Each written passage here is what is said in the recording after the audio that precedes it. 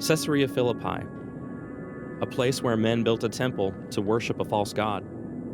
The people who lived here were about as far away from Jerusalem as you could get, both physically and spiritually. Why would Jesus bring his disciples here?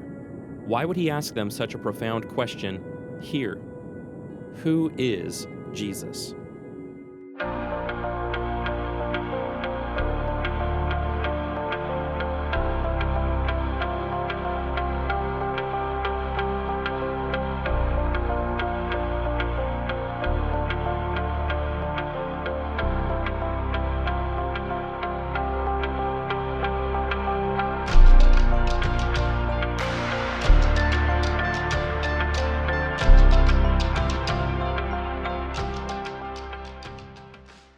We've been all over the place looking at locations and events that were significant to the life of Jesus. And what we want to focus on in this episode, we want to focus on Jesus' identity, who people came to understand him to be. We want to start back at his presentation in the temple. And there are two people that interact with that young family, and they say some things that are they're astounding. You have Simeon, who interacts with them. He's excited to see this young man. He says in Luke chapter 2, "Lord, you're letting your servant depart in peace according to your word, for my eyes have seen your salvation, that you've prepared in the presence of all peoples, a light for revelation to the Gentiles and for glory to your people Israel." You have this older man that they don't know interact with them at the temple. And then just after that, it says in verse 36 of chapter 2, "And there was a prophetess, Anna, the daughter of Phanuel of the tribe of Asher, who was advanced in years, having lived with her husband 7 years from when she was a virgin, then as a widow until she was 84. She did not depart from the temple,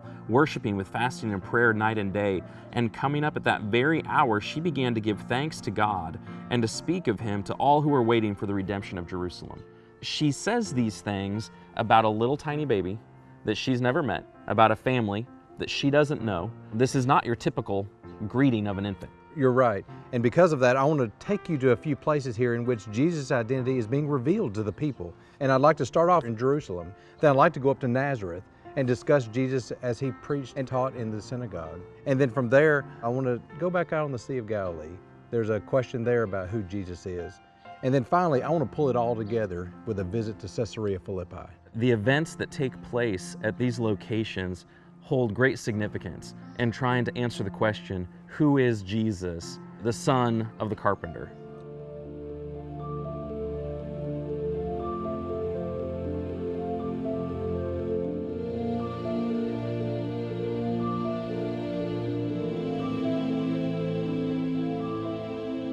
To stand here at the southern wall of the Temple Mount, coming up these steps, we face one of the two entrances to the Temple Mount itself. And the arches, they've been blocked in for a long time, but even when you stand back at a distance and you look at them, you can see the profile and the outline of the gate. And you can just imagine how many people would have been able to access the Temple Mount at one time, coming through gates as large as this. Not to trivialize it at all, but for a modern comparison, I mean, you think about going to a sporting event and going to the stadiums, you think about going to a theme park and the flow of people coming in and out. And so you would have had families constantly going up, and as families finished their business and their sacrifices, they would have been coming down. When you walk up to these gates that are in the wall, you're just humbled at the size of them. I mean, they were 25, 30 feet high. Just think as a Jewish family coming from Galilee, coming to Jerusalem and seeing this huge structure would have just been almost unbelievable. Imagine being Mary and Joseph coming into this space for the first time with your firstborn son to dedicate him at the temple. However, we're going to add to that story a little bit because Luke includes some details that the other gospel authors don't.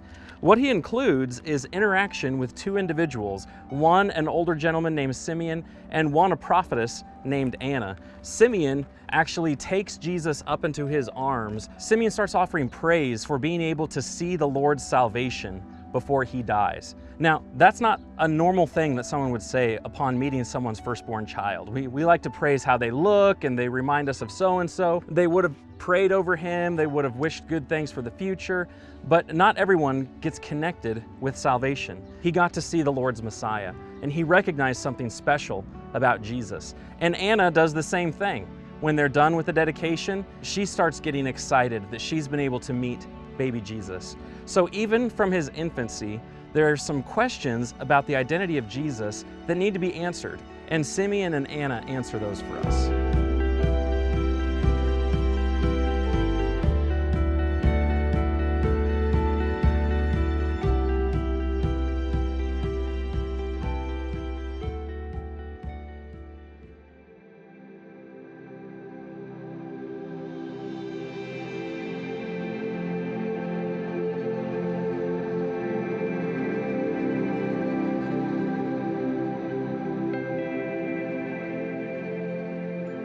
Walking into the completed first century synagogue to visualize Jesus standing and teaching and interacting with crowds, to see the seating area around both sides of us, to imagine people facing each other even as they're paying attention to the person at the front of the room speaking or reading.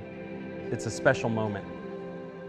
We're here in the first century replica synagogue in Nazareth Village. And over in Luke chapter 4, it explains one of the times where Jesus comes back to his hometown of Nazareth. In Luke chapter 4, verse 16, it says, "He came to Nazareth where he had been brought up, and as was his custom, he went to the synagogue on the Sabbath day, and he stood up to read. And the scroll of the prophet Isaiah was given to him. He unrolled the scroll and found the place where it was written, 'The Spirit of the Lord is upon me, because he has anointed me to proclaim good news to the poor. He has sent me to proclaim liberty to the captives and recovering of sight to the blind, to set at liberty those who are oppressed, and proclaim the year of the Lord's favor.' And he rolled up the scroll and gave it back to the attendant and sat down. And the eyes of all in the synagogue were fixed on him.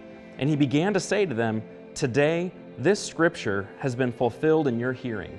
And they wrestled with what he meant by all of that. They understood this was Jesus who grew up here. This is Joseph and Mary's son, the carpenter's son. What does he mean that he has fulfilled this prophecy from Isaiah?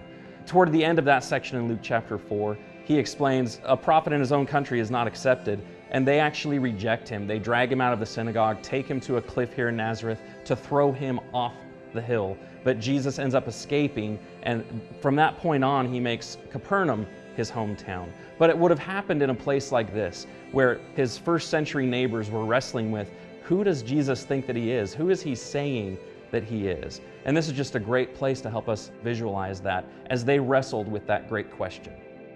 To imagine Jesus being in a synagogue like that in Nazareth when he reads from Isaiah and says, "This has been fulfilled in your hearing," and to imagine that group of people that he grew up with in a space like that reject him and drag him outside to throw him off a cliff, and to imagine the hurt that he must have felt, thinking about how he wanted to be a benefit to these people. He wanted these people to benefit from who he was and what he was doing, and it made you hurt for Jesus as he was hurting for them.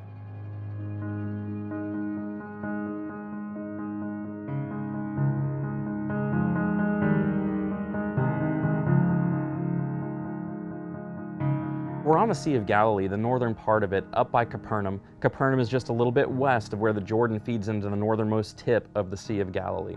Now, Capernaum is where Jesus lived during the majority of his ministry, and it's where he called several of his apostles. So many things happened on and around the Sea of Galilee in regards to Jesus and his ministry. And one of those events is recorded for us in Mark chapter 4, starting in verse 35. At the end of the day, the evening had come, it's starting to get dark, and Jesus and his apostles get into a boat to sail to the opposite side. Jesus ends up falling asleep, and a great windstorm comes down. The disciples become afraid. They wake Jesus up and say, "Teacher, do you not care that we're perishing?" And when Jesus was awake, he rebuked the wind and said to the sea, "Peace, be still," like he's calming a household pet. And in just an instant, in response to his instruction and his words, the wind stops. He turns to the disciples and asks, "Why are you so afraid? Have you still no faith?" They were filled with great fear and said to one another, "Who then is this that even the wind and the sea obey him?" And we come back to this question where they're trying to understand and figure out, who is this carpenter's son? Exactly who is he that can command and instruct nature and have it respond to him in a split second? And that happened somewhere right around here on the Sea of Galilee.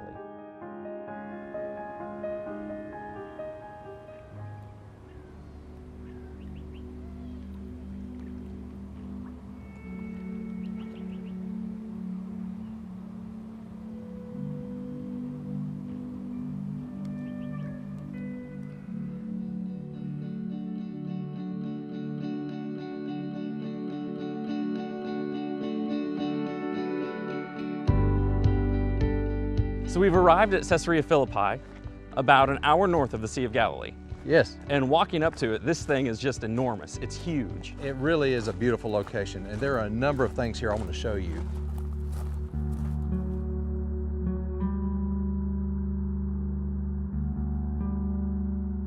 This site has a lot of historical significance even prior to the time of Jesus. Well, it does. It sits on an international highway between Mesopotamia and Egypt.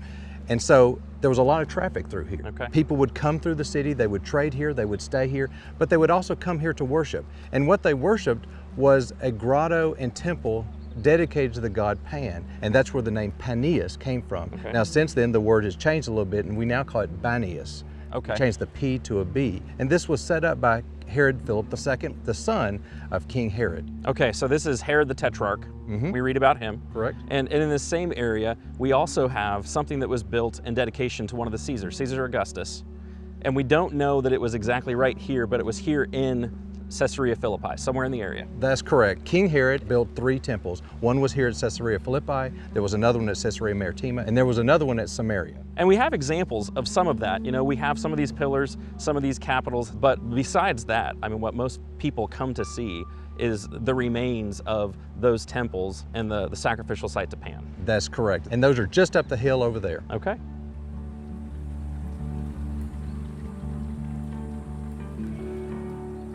So below us is what? This is the Banias Spring. It's one of the 3 rivers that lead into, they're the headwaters for the Jordan River. Okay, so this connects with the Jordan a little ways down. Yes. Okay. When we first walk up, it's very peaceful. You've got one of the headwaters rolling by, but then when you turn the corner and go up the hill, it's just this stark red cliff face with temple ruins. The sun is baking you. Coming up here, we've got this cave with a big rock in it. Right. Well, this is where the sanctuary of Pan once stood. The grottos are on up the hill here. The sanctuary used to sit right here, right in this grotto. There was water that flowed out of Mount Hermon down through here. And what they would do is they would bring a goat and try to sacrifice the goat, and they would throw the goat into the water. And if the goat sank, that was good. If it did not and it floated, that meant that Pan rejected their sacrifice. Unfortunately, at that point, the next sacrifice was a child, and so they would bring a child up here and throw the child into the water. That's horrible. Yes. So at some point, this was all filled in. Water's Yes. not flowing out anymore. No, it was all filled in. There was a huge building here, and the water would flow out and it'd flow down to the stream where we were below. Okay.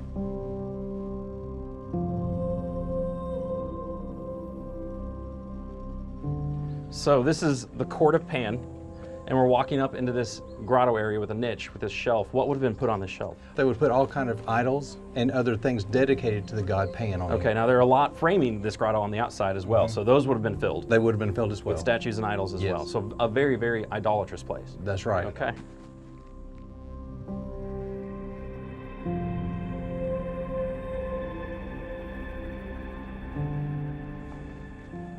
So we've got this arch, the niche right there. Yeah.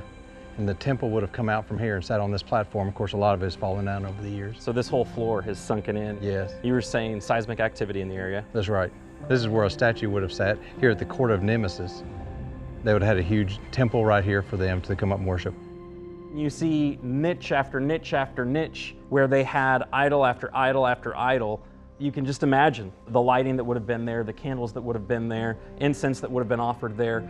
This was a huge deal. Yeah, you see floors and columns and things that have, of course, fallen over over the years. That these used to be temples. These used to be sanctuaries. These are places where people would go and worship these idols. And that's what the city was known for. So to see all of that just makes you realize how empty all of that idolatry was and how it didn't help the people who observed all of that. It didn't help the people to sacrifice the animals and their children. The niches are empty, the idols are gone, the floors are a mess, the columns are knocked over.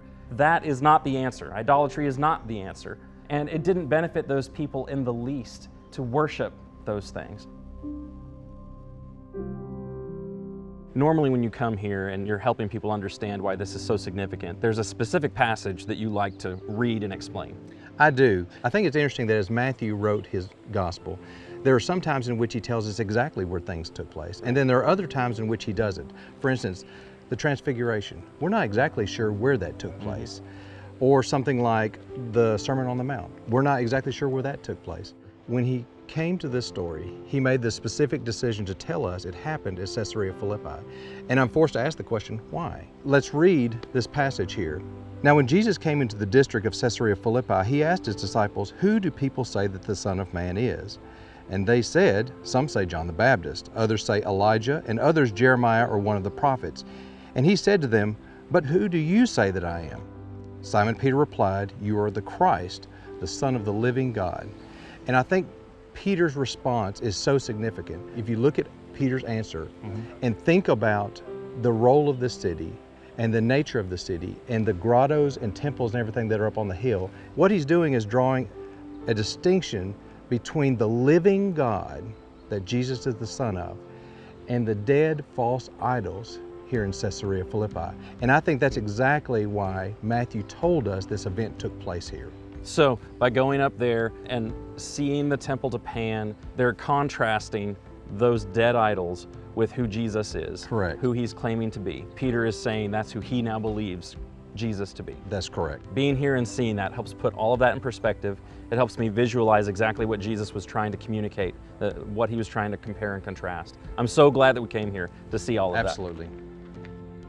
For any Bible student, that text is probably one of the most critical or important pinnacle passages in the entire New Testament. And so to go to the place, the region where Jesus asks that question and Peter answers it is just huge. One of the things that you realize when you go to the site, this is a place where they're worshiping dead idols. This is a place where they're sacrificing animals to things that don't exist. And in some cases, they are sacrificing their children. They're sacrificing their sons to these things that don't exist. In contrast to that, the Son of the living God asking the question, do you realize who I am? I'm the Son that's going to be sacrificed. It just blows you away to realize the stark contrast. And so I think to be there, to have that explained, to be able to visualize that helps you appreciate how immense the question and how significant the answer is. This wasn't just a carpenter's son. This was the long-awaited Messiah, the anointed one. This was the promised deliverer of Israel and everyone else.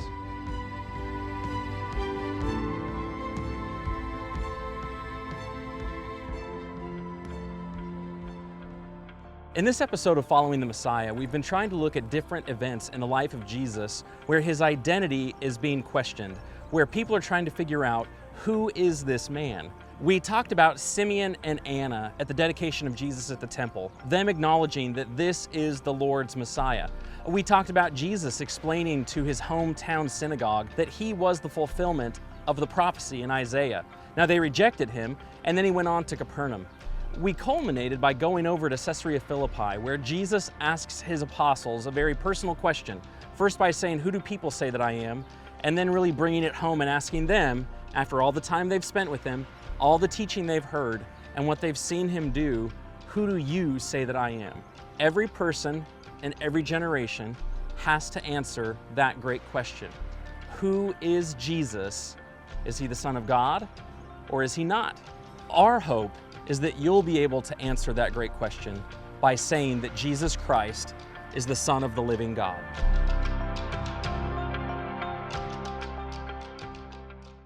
I'm Craig. And I'm Stu, and we're the founders of Appian Media. We really hope that you've enjoyed the content that you've just seen. This was only made available through the generous donations of so many of you. We believe that the world should have biblically accurate, visually engaging content about the Bible, and it should be free for everyone. We would encourage you to visit the membership page of appianmedia.org and consider becoming a reoccurring member. Everything that you donate to Appian Media is tax deductible. However you decide to donate, we really appreciate your support.